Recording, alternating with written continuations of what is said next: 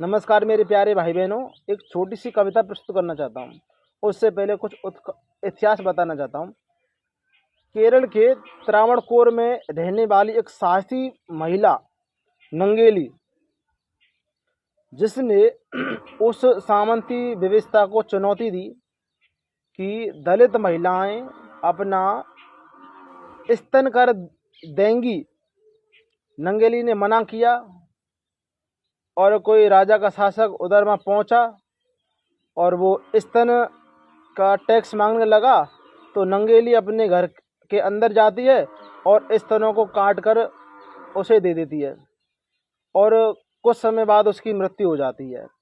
आप समझ सकते हो कि कितनी गंदी और वाहियात व्यवस्था रही होगी कि एक दलित महिला को स्तनों का टैक्स देना पड़ता है। तो एक कविता लिखी है, ध्यान से सुनना। कविता नंगेली स्वाभिमान की ज्वाला। रचयिता शब्द सारथी राहुल भार्गव।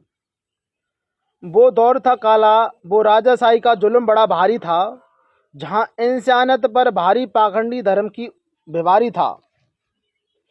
निचली जात की औरतों को तन ढकने का अधिकार न था। शासकों की नज़र में अछूतों का कोई सत्कार न था। अंग ढकना है तो टैक्स भरो, ये कैसा राज विधान था।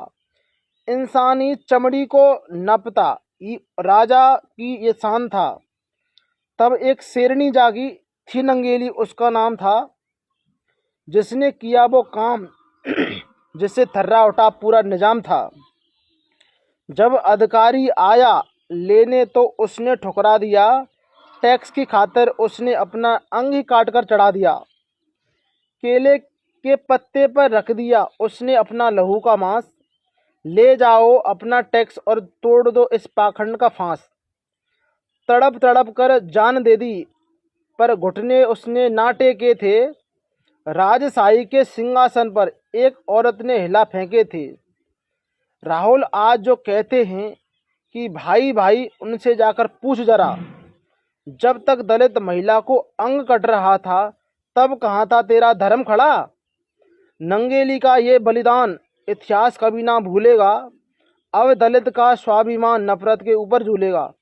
दोस्तों, इस ये ऊंची जात वाले कभी भी दलितों के भाई हो नहीं सकते, ये सत्य बात है। ये सिर्फ ढोंगी भाईचारा है, ढोंगी भाईचारा है, ढोंगी।